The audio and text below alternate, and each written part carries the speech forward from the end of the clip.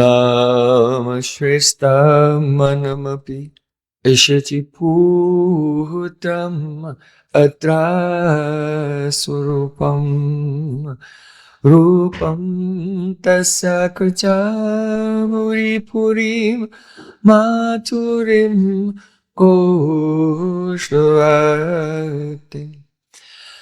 Radha Kunda Magirivaram Aho Radhika Madhavasam Prapto Yasya Pratita Kripaya Shri Guru Tam Natosmi Gurave Gaura Chandraya Radhikaya Tadale Krishnaya Krishna Bhaktaya Tad Bhaktaya Namo Namah Ananda Leelamaya Vigrahaya Hemavadevyatschavi Sundaraya Tasmai Mahaprema Rasapradaya Chaitanya Chandraya Namo Namaste Chaitanya Chandraya Namo Namaste Chaitanya Chandraya Namo Bhakta Vihina Aparada Lakshay Tirtasta Kamaditaram Kamadi Kripa Mahitam Sharanam Prapana Vrinde Namaste Charanara Vindam Vrinde Namaste Charanara Vindam Govinda Dama Dharamara Dharamara Govinda Damo Dharamara Govinda Damo Dharamara Hey Krishna, Hey Yadava, Hey Saketi Govinda Damodara Madhavi Shama Sundar Shikanda Shekhar Smaraha Smurali Manohara Radhika Rasakamama Kripanidhe Supriya Charna King Kurim Kuru Tavaivasmi Najivami Tvayavana Iti Vikyaya Devi Tam Namam Charantikam. First of all, I offer my Sastang Dandavat Puspanjali, my heart like flowers thousands of times at the lotus feet of my holy master, my supremely worshipable spiritual Gurudev, Asmatiya Paramaradhatama Guru Pada Padma, Nitya Lila Pravishta Om Vishnu Pada, Ashtotarasta Sri Rupanugacharya Varya, Srila Bhaktivedanta Narayan Goswami Maharaj. Secondly, I offer my pranam thousands of times at the lotus feet of my Param Gurudev, to Srila Prabhupada and to all of our Sri Rupanuga Gaudiya Guru Parampara. And finally, I offer my pranam to all the assembled Vaishnavas and Vaishnavis, Vanchakalpatarusa Kapasan. Shri Gurudeva ki.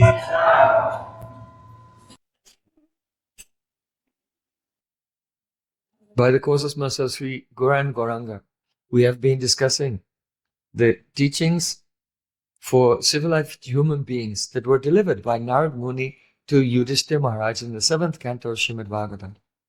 По обеспечению милости Шри Гуранги мы продолжаем обсуждать наставления, предназначенные для цивилизованных людей, поведанные Нарадой Муни Юдиштхиру Махараджу. Шримад Бхагаватам 7.15.59. So, Narada Muni is saying, Chityadi nami hathanam.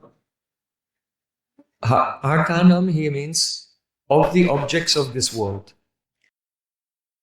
И Нарада Муни говорит, объект этого мира, which are chityadinam, made of the elements earth, water, fire, air, and ether.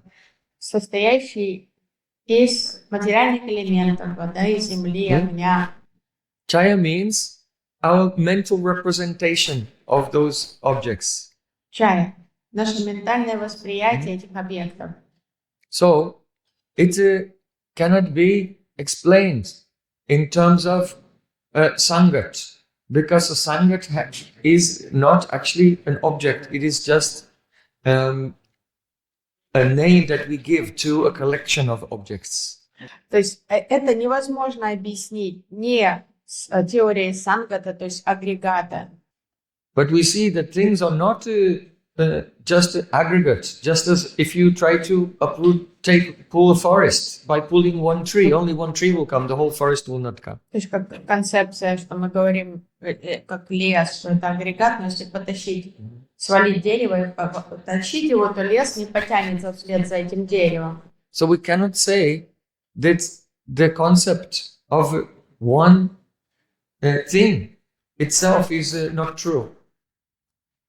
Поэтому нельзя сказать, что нет единичного какого-то проявления That индивидуального. it's simply a mistake because we are thinking that we are taking many things to just be in one category. Потому что мы включаем в одну категорию много индивидуальных объектов. So the aggregate explanation Nasangata has been rejected. Поэтому Нарада Муни отвергает вот это объяснение с ракурса сангата. But if we say that what we identify as an individual object is a vikar, a compound of those 5 elements.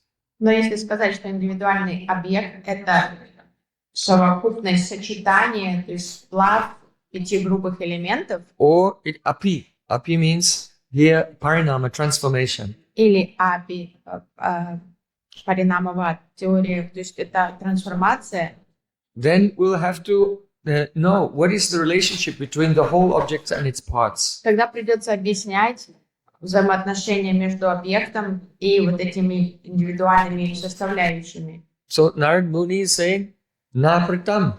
It is not that the whole is something separate from the parts and nanvito. And also it cannot be one with the parts. So we have exhausted all of our options. Иногда, может быть, нельзя целое называть одним и тем же самым, что и составляющие, но при этом оно и не отличается от составляющих. Тоже это не отдельная субстанция. Поэтому мы стащили все версии объяснений.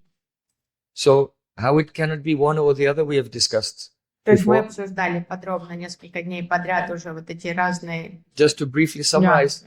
it is the whole is not separate from the parts, because if you remove all the parts, then there's nothing left. То есть подытожим, что целое не может быть отлично от частей, потому что если убрать части, то исчезнет и это целое. And if you say that the whole pervades the parts, it is one with the parts by pervading it, then you have to ask the question, how is it? Does the whole pervade each part completely or only partially? А если говорить, что это одно целое, что целое проникает в части, то надо объяснить, а где оно проникает, куда? Полностью в каждую составляющую или по частям в каждую составляющую? If you pervade each part completely, then just one part would be equal to the whole. So that's been rejected. То есть тоже это невозможно объяснить, что мы не можем сделать корреляцию, где вот это целое присутствует в каждой из частей. And if it will pervade partially, Если оно не все полностью там в каждой части, а если then оно that whole, частично, that there are the constitutional parts of the object, but that whole would need a set of non-constitutional parts to pervade each of the constituent parts. но если частично целое присутствует в своих вот этих составляющих, в этом композит, то тогда у него какие-то теоретические свои составляющие есть, которые коррелируют, что вот эта его составляющая присутствует в той части, а вот эта его составляющая присутствует в другой. То есть надо приписывать все время теоретические составляющие целым. So now, instead of having only the question, how is the whole related to the parts, you have the question, how is the whole related to the non-constituent parts which pervade the constituent parts? And so then the question repeats itself again and again. So that leads to the defect of infinite regression. То есть опять у нас бесконечная регрессия возникает на фоне того, что мы пытаемся объяснить, как целое частично присутствует в каждом, вот в конкретном составляющем, но при этом приходится приписывать теоретические составляющие этому целому, чтобы показать их корреляцию с этими фактическими, и так мы будем все это приписывать до бесконечности. So This discussion is also found in Western philosophy. It is called the problem of composition. И вот эта проблема композиции существует и в западной философии, вот такая как загадка. That is, what is the relationship between a whole and its parts? Попытки объяснить целое и его части. Because we always reflexively think about wholes and parts, but when we examine it philosophically, it doesn't stand up. Рефлекторно мы So всегда that's our воспринимаем объекты reflexive way of thinking. с ракурса их составляющих, но с ракурса философии это не выдерживает критики такое размышление. So the problem of composition in Western philosophy is illustrated by an example called the Theseus paradox, or the ship of Theseus. Есть такой парадокс, называется корабль Тесея в западной философии.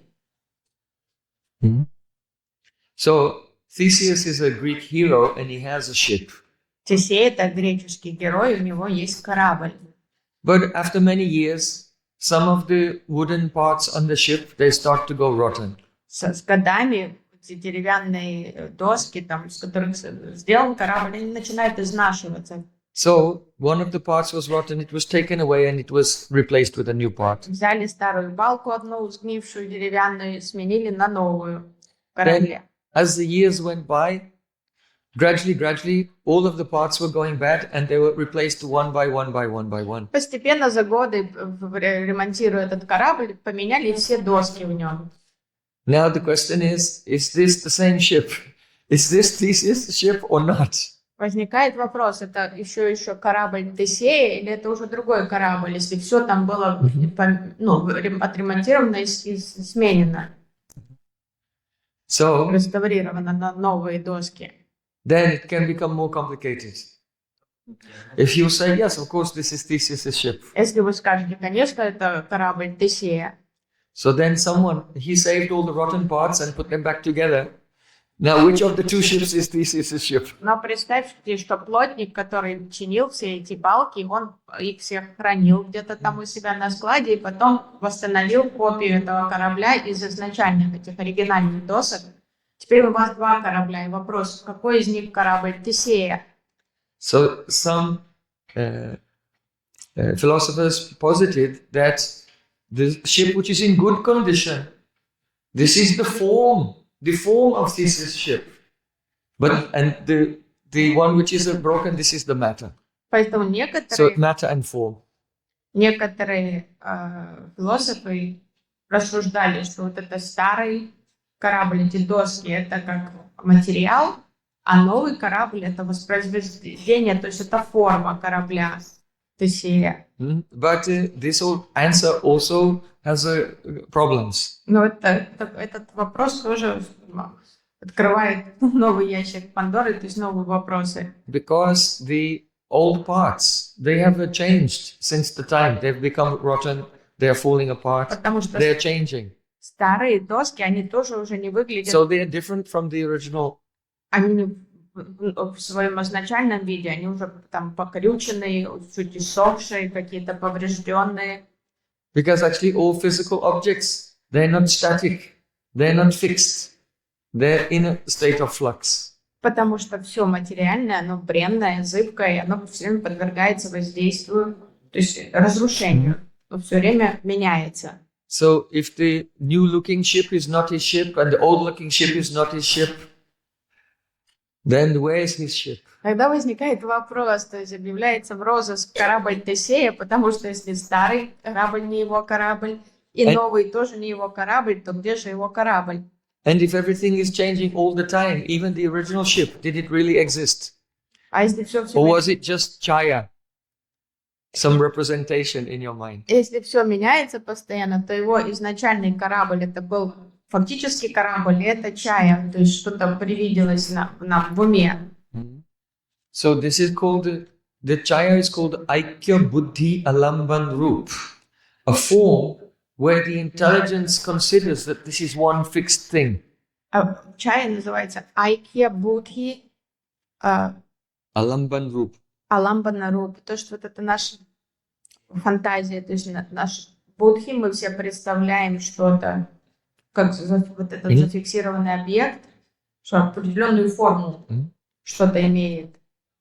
So, the idea that this ship of Theseus was ever one stable thing is not correct. И у нас всегда идея, что что-то все стабильное. Вот мы видим Only что-то. that chaya, that representation is in your mind. А этот корабль изначально не был стабильным. Вот эта фикция такая в нашем уме появляется, вот это мы думаем, что вот это стабильное что-то. So, to illustrate this, Krishna gave two examples to Uddhav. И Кришна, объясняя эту идею Удаве, он приводит два примера. One is the flame of a candle looks like a teardrop. Он говорит, вот взгляни на пламя свечи, кажется, как капелька такая, да? But you know, it's actually millions of reactions going on. And there's an exchange of matter with the atmosphere and the what we're calling the flame. There's exchange, so it is not one stable object. Нам кажется, что это что-то стабильное. Вот пламя свечи, вот оно есть, конкретно мы видим его перед глазами, но на самом деле это миллионы реакций, которые происходят, то есть интеракция между огнем, воздухом, там, химическими элементами, и то есть там нет никакой стабильности, там идет активность все время, но нам кажется, что это что-то конкретное. But in our minds, we conceive of it in that way. То есть вот так нам видится все. And the other example given by Krishna is, this is the river. А второй пример, Кришна говорит, вот река. But as you know, you can never put your foot in the same river twice, because at every moment it's different water. Но в одну и But ту in же- our mind, we're saying this is one river. но на самом деле в одну и ту же реку два раза не зайти, потому что это поток воды, там уже той реки нет через мгновение, когда вы второй раз попытаетесь в эту же реку зайти. Now, one of the reasons Sri Krishna has given these two examples, and why Narada Rishi is speaking this verse also, is that all of these examples should be applied to our own chaya, or the representation we have in our mind of our own body. Это все эти примеры, которые Кришна приводит, и Нарада Муни, об этой чае, это тоже надо это примерить на себя, то есть понять, как мы относимся к собственному телу. Because we conceive of this is my body and it's one fixed unit. Что мы уверены, что это вот это мое тело, и оно тут все четко, конкретно и зафиксировано. But actually, we cannot establish that it exists as a whole. Но вообще невозможно доказать, что оно существует, это тело, как Because целостность. what is the relation between the whole and the parts? То есть It cannot какое be отношение established. между целым и частями его. And if you say it is just made of atoms, then there's no such thing as the whole. Если вы скажете, что оно состоит из атомов, тогда нет этого целого. And this body itself is also so many reactions and interchange. Some elements are coming, earth, water, fire, air, ether, from outside and entering in, and some are leaving А тело at every moment. целое там кишит реакциями полностью, потому что взаимодействие там элементов воды, огня, что-то проникает в тело, что-то постоянно выходит из него. So our body itself is analogous, or rather, it is analogous to the candle flame or to the river. То есть наше тело это не то же самое, вот это тот же самый огонек свечи или вот эта река, про которую говорит Кришна. But still, in our minds, there's a chaya, and we are taking shelter of that Но все that равно chaya. чая у нас в уме по поводу тела есть, и мы уверены в незыблемости этого тела, что что-то очень конкретное, надежное такое. И это наше прибежище. And then all our conceptions of life and our faith is in that chaya, То есть у нас, in that mental representation, which is not true. то есть все наши инвестиции идут прямо в это так, нам, воображаемая вот эта конкретность этого тела. So, Narada Rishi is speaking this to wake us up and enlighten us that we don't invest the jnana vritti of our soul in a place where actually we think is shelter, but there's no shelter there, this material body. И Нарада Муни хочет достучаться до нас, чтобы мы как-то проснулись и поняли, что это очень неразумно вкладывать столько энергии в это тело. То есть мы уверены, что это что-то надежное, это наше истинное прибежище. И вот все вот это внимание души направляем на вот эту плоть, Mhm. которая так же зыбка, как вот это поток реки и вот это пламя свечи. So, perhaps you know, in Vedic wisdom tells there's the history of Duryodhana when he came to the palace of the Yudhishthira Maharaj, which had been designed by Maya Danava. В Vedic Wisdom Tales в книге есть история о Дурьодане, когда он пришел в Хастинапур, во дворец пандавов, построенный The palace was full of illusions. Майя Дановой.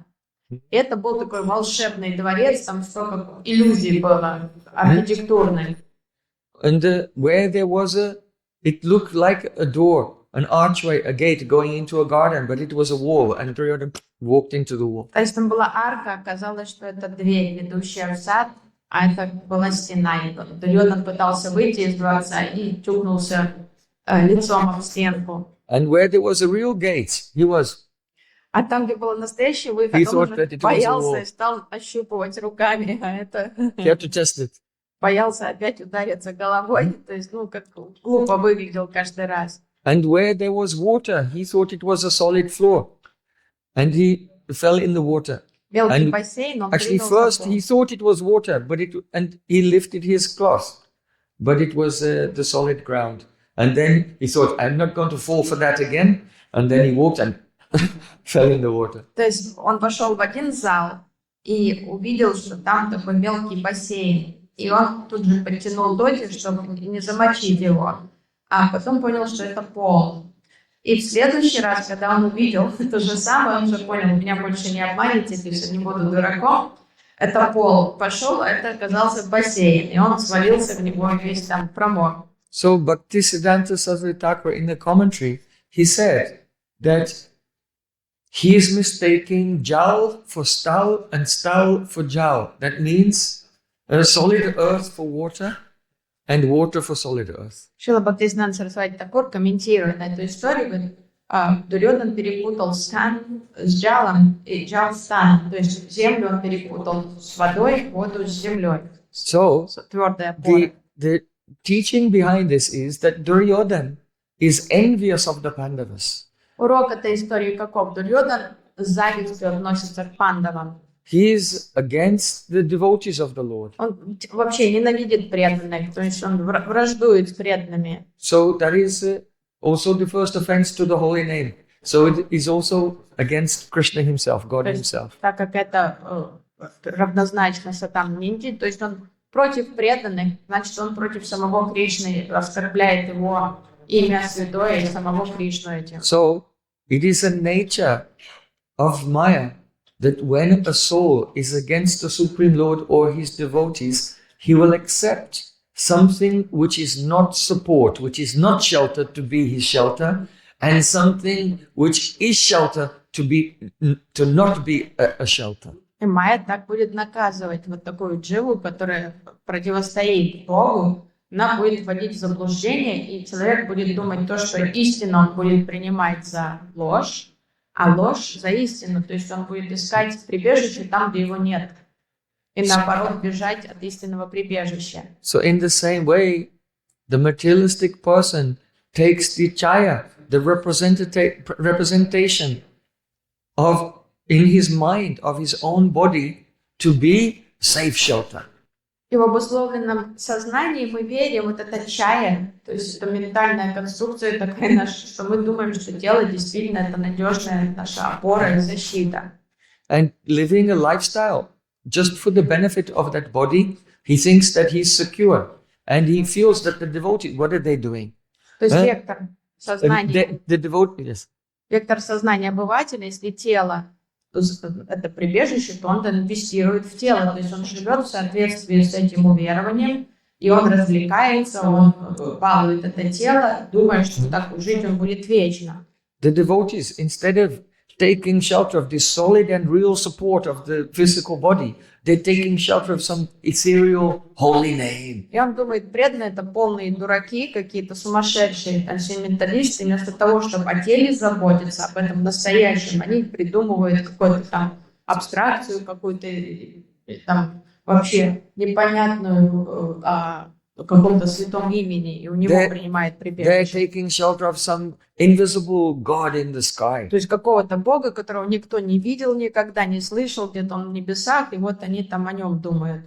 This is why Prabhupada, Srila Bhaktisiddhanta Thakur said, if I had to sum up the mission of the Gaudiya Math in one word, it would be adoxaj. И поэтому Бхактисиддханта Сарасвати Такур говорит, если бы я одним словом должен был выразить миссию Гаудия Матха, я бы сказал адоксаджа. Because the common person is taking shelter of the sensible world, the world of sense perception.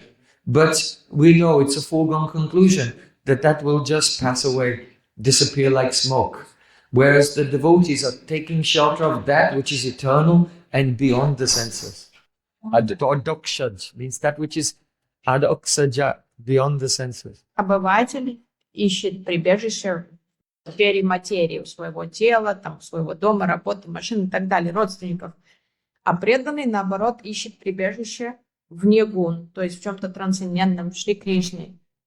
И поэтому вот такое радикально противоположное восприятие реальности у преданных и непреданных, что майя обманывает. So, now, to continue with the line of thought of Narada Muni, he goes on to say that if we cannot establish the whole, the validity of the concept of a whole, then we cannot. The next step is we cannot establish the validity of the concept of the parts, because the parts are parts relative to the whole.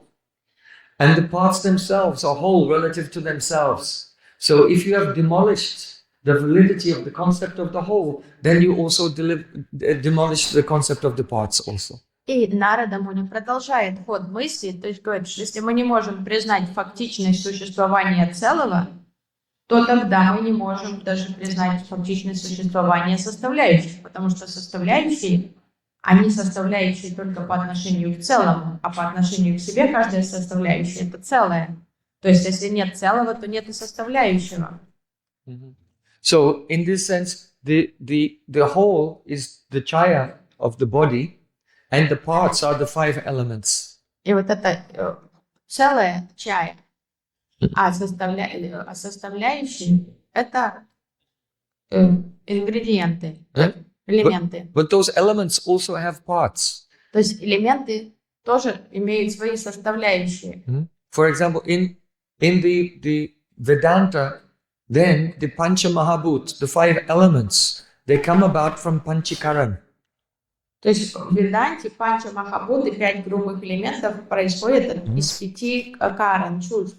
That is that the Tanmatras, the five subtle elements, they are each one divided into half, and then each half is divided into the four, and then each part of the other elements is added to each one. So То есть там сложная схема, потому что под грубыми элементами их причина – это танматры. То есть такие тонкие томические чувства. И они делятся, в свою очередь, тоже на половинку, потом половинка делится на четвертинки, потом они по одной четвертой присоединяются. If we say that this is the tanmata or the subtle form of the gross element of earth. Допустим, это танматра, тонкая форма грубого элемента земля. So then it is cut in half in the process of creation. Когда происходит творение, делится она на половинку. And then that is половинка делится на divided into 4 parts. So this part will be the subtle form of earth. Это будет земля. And then the same thing goes for the other 4 elements. And then one part of each element goes to each of the other elements. So then you have earth, И видите, water, каждого fire, элемента air, уходит к другому and элементу. ether. То есть в каждом элементе половинка его самого, а потом получается вторая половина делится еще на четвертинки, и вот там они присутствуют. And now this is called the gross elements of earth. What we perceive now as earth, it is actually all the elements are there, but it's 50% То есть of the subtle 12,5% form of каждого earth, элемента. and then the 1/8 of each of the other elements. То есть смотрите, получается там половина в элементе вот этой земли, там земля плюс 1/8 там каждого из других 4 элементов. So what Narada is saying basically is that we cannot establish the whole. We're only left with the parts, but the parts themselves, those elements, earth, water, fire, they also have parts, and so on. And so we cannot establish the reality of the parts also. То есть он говорит, что если нет целого, то нет и составляющих, потому что каждая составляющая это целое по отношению к себе. И то есть опять у нас уходит вот это такое, нет вывода. So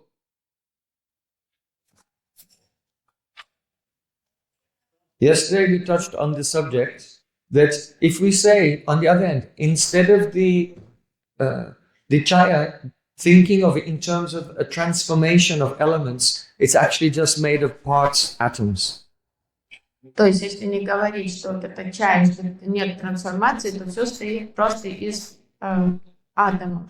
So we showed that the Vedic atom is self-existent, it is eternal. Мы вчера объясняли, что ведический атом, он неделимый, он вечный. It is indivisible. Он вечный, неделимый, самостоятельный. But any self-existent, indivisible object would also be conscious and also omnipotent. So it would be non-different from Paramatma himself. То есть идея ведического атома, что это и есть параматма, потому что любой вечный, независимый, неделимый частицей, она будет осознанна, и у нее будет могущество. So whichever train of thought you go, if you push it to the limit, you always arrive at God. То есть все равно, в какой бы направлении как бы мысли вот эти философские не развивались, вы должны наткнуться на Бога в конце. The problem is that all other philosophical ideas don't follow their idea to its limits. They always stop at some point.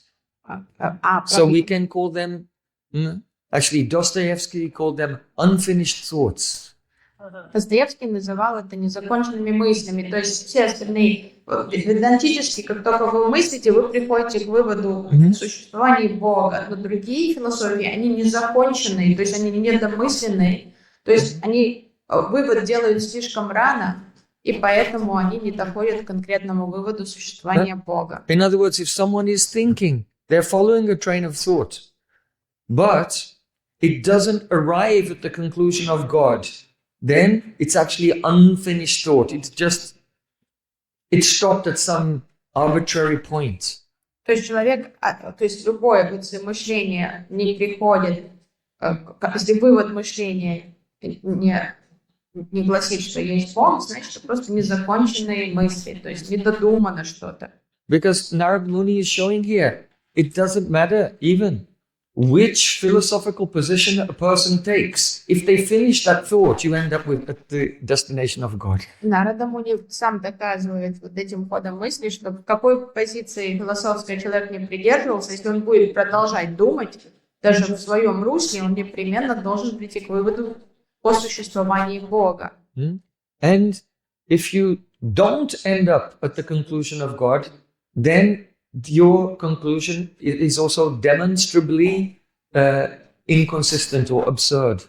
И если ваша философия, заключение вашей философии не признает существование Бога, значит, это абсурдная философия, то есть она не будет философией, просто незаконченной мысли. So why is it that the person, their thinking terminates? They make a causal closure in their thought and don't come to the conclusion.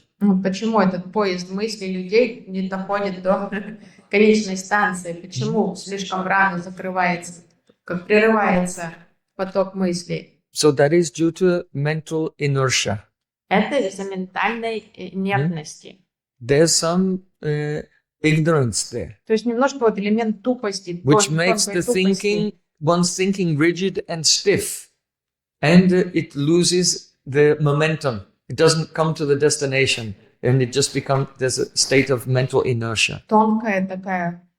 Тонкое проявление узкости мышления, плюс вот эта ментальная инертность не дает думать до конца. То есть какой-то как стенка, там упираешься, и все, блок. Дальше человек не может думать. This is caused by the influence of avidya. Это воздействие авидии.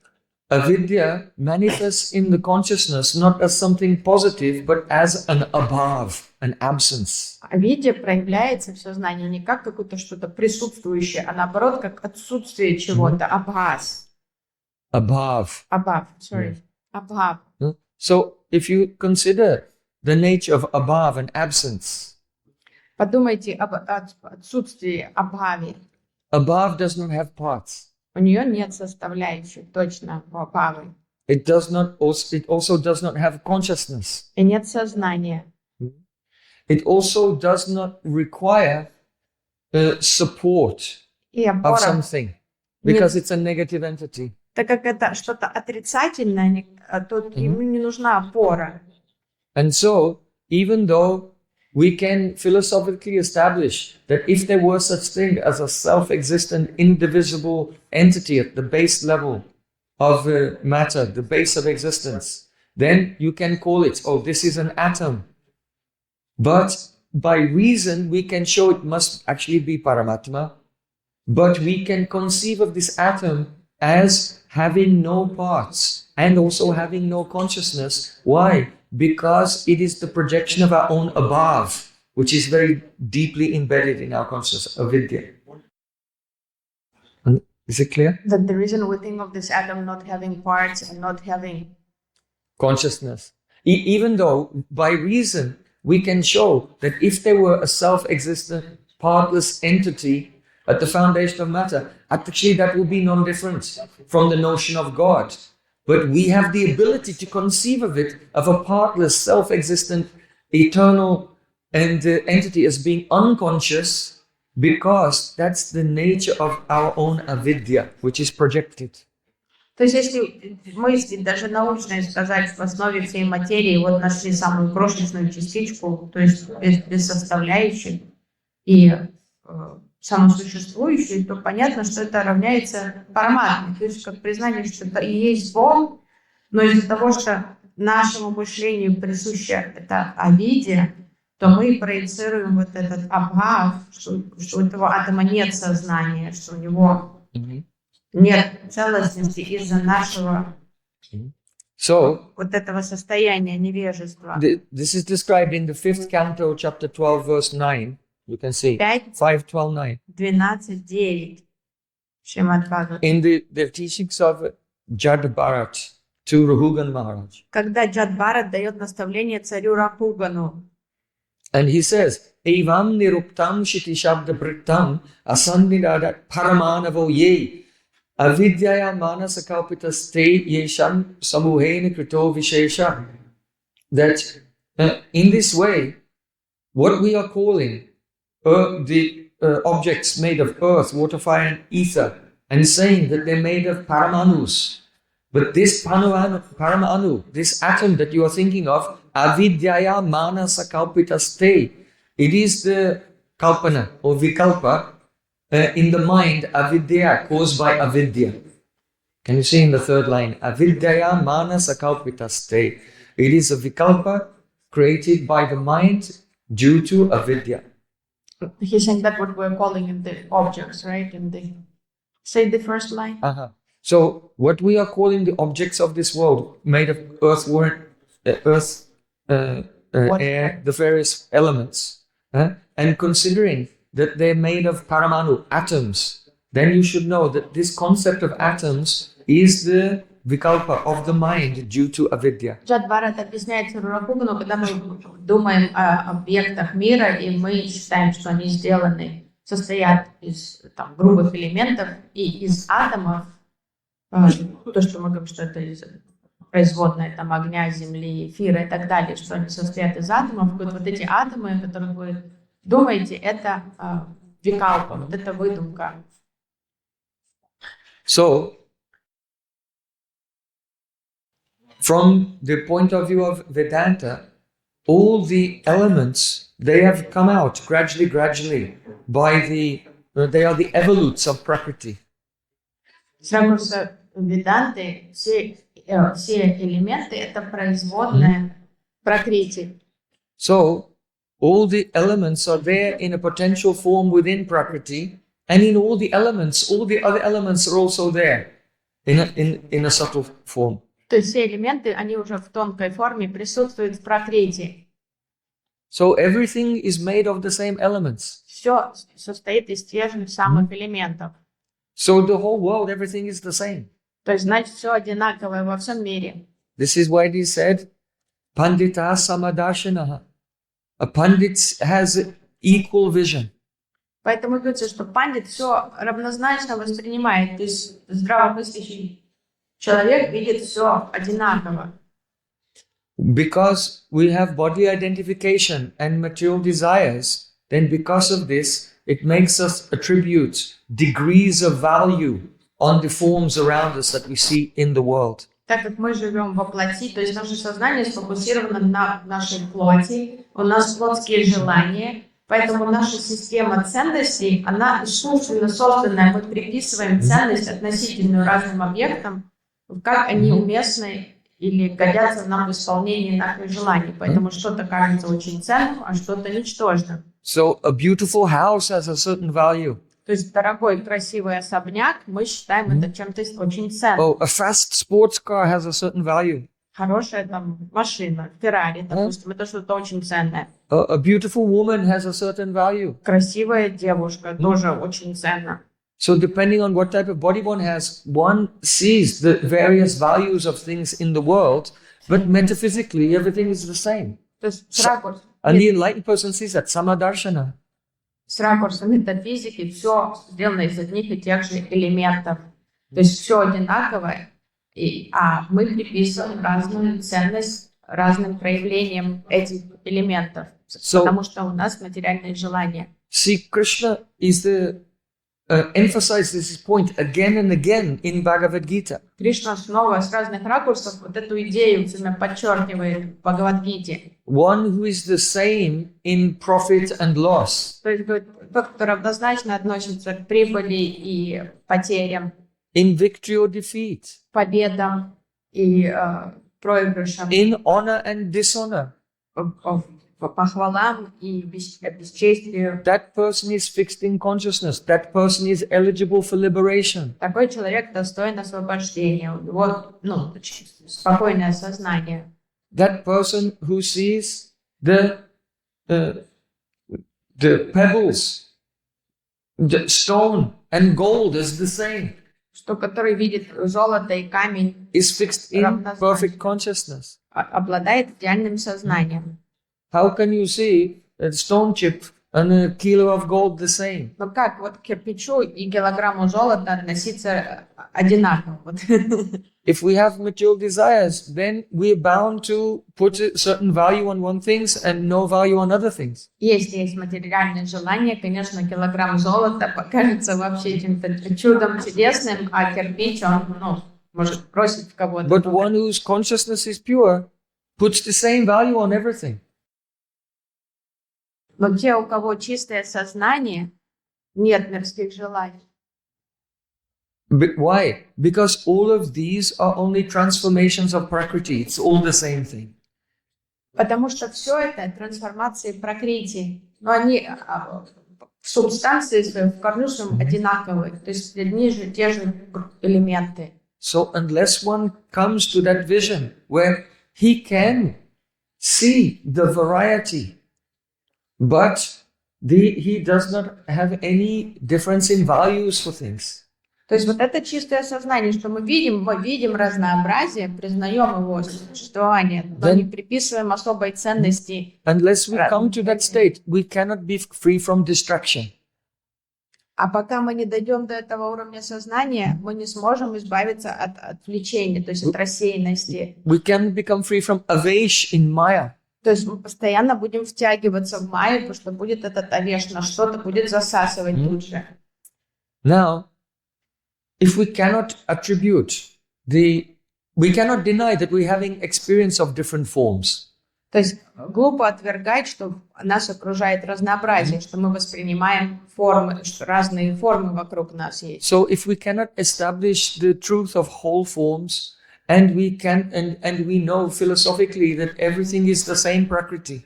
То есть, если мы не можем доказать вот эту истинность, вот этой целостности форм, и мы знаем с ракурса метафизики, что все это есть проявление Пракрити, then from where comes this experience of where do the forms come from, and also our idea of them being the substantial forms? Тогда вопрос, откуда появляются вот эти разнообразные формы, и откуда у нас появляется понимание того, что это разные формы, хотя это один ингредиент, состав один, So, формы совсем разные. since every other philosophical position has been negated, so we have to settle that the cause of the sense of individual forms, which are self-existence, is the self-existent form of Paramatma. Поэтому, так как у нас все другие теории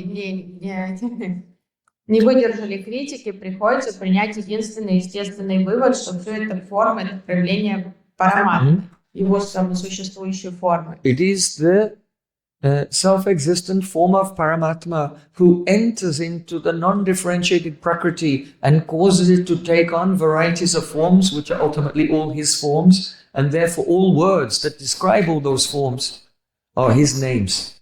То есть это Параматма, самосуществующая форма Параматмы входит в Пракрити и побуждает явить вот это разнообразие форм. И это его формы все, и поэтому любое слово этого мира — это имя Бога, потому что это обозначает Параматму. So the Sankirtan is inescapable. Поэтому, Only some people know they're doing it and some people don't. You are either aware or you are not. поэтому That we все discussed earlier in Kartik. Санкиртан — это единственная реальность, поэтому только некоторые понимают это, а другие делают это неосознанно, как мы уже обсуждали. Okay, so just to give you the praman from Srimad Bhagavatam on this last point, it is the third canto, 6th chapter, verse 2. 3.6.2. Это праман, подтверждающий вот эту идею. Kala sangyam tada devim bibrat shaktim urukrama trayovim sati tattvanam ganam yugapad avishat. The Paramatma assumed his divine potency called Kal, time, and simultaneously entered into the 23 elements. Параматма принял свой духовный облик Кала, времени, и вошел в эти 23 элемента. So, what is important to note here is that it is only by the will of the Lord expressed through time, Kal, that Prakriti becomes the elements, and then the Lord again enters into those elements to transform the elements into the various forms of the world.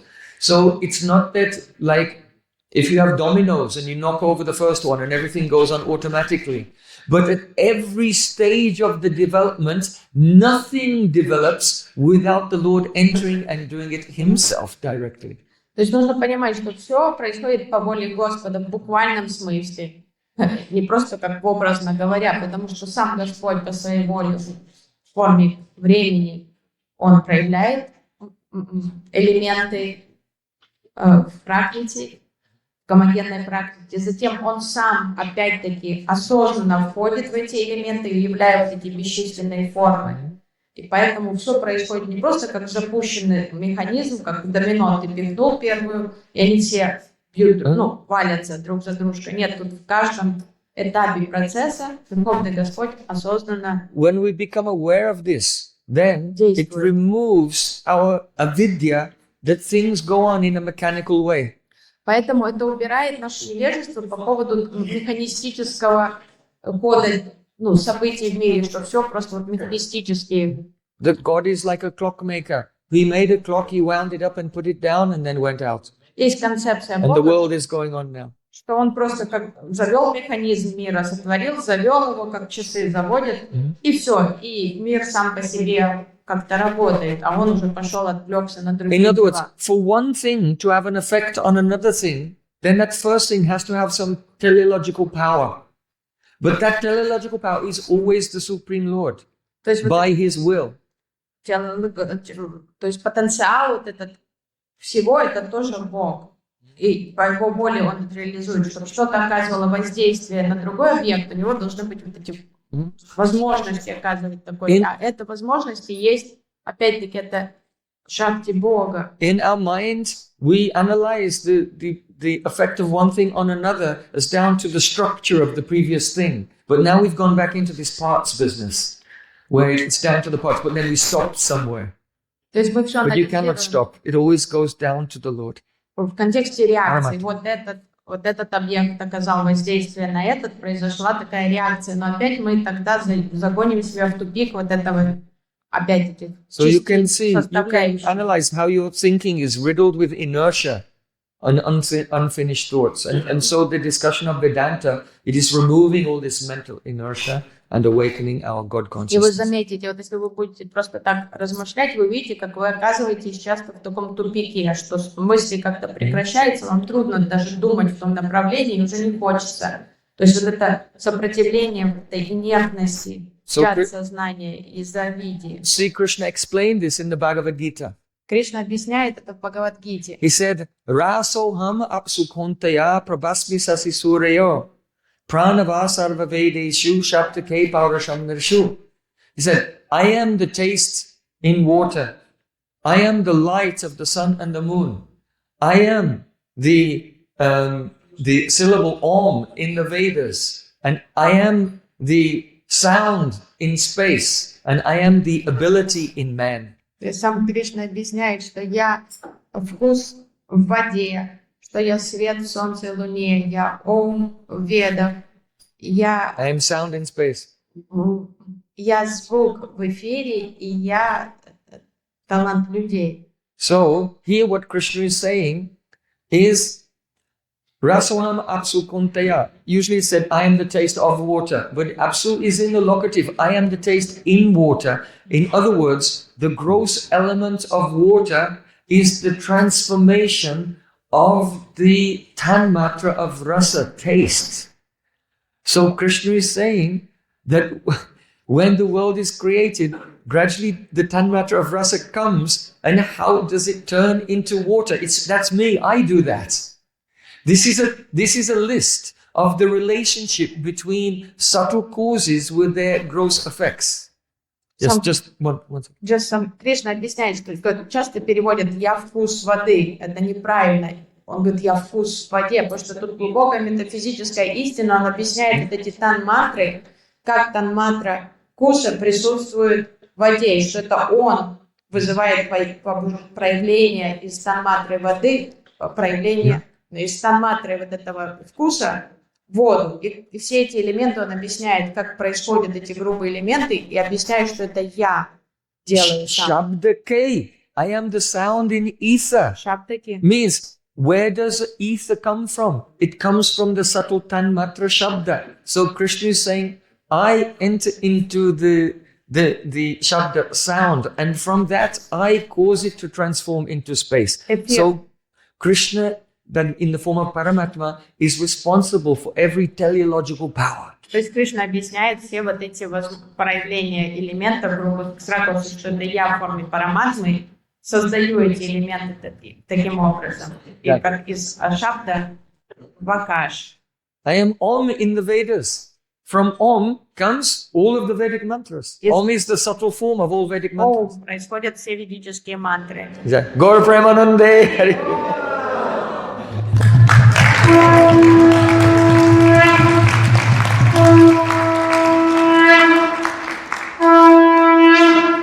You can see some verse of the Gita. It looks very simple, but actually something very profound is being expressed. То есть люди думают часто, что какие-то простые идеи там излагаются. Ну, там, я вкус воды, я там это, думают, как вот хорошая вкусная вода, это Кришна.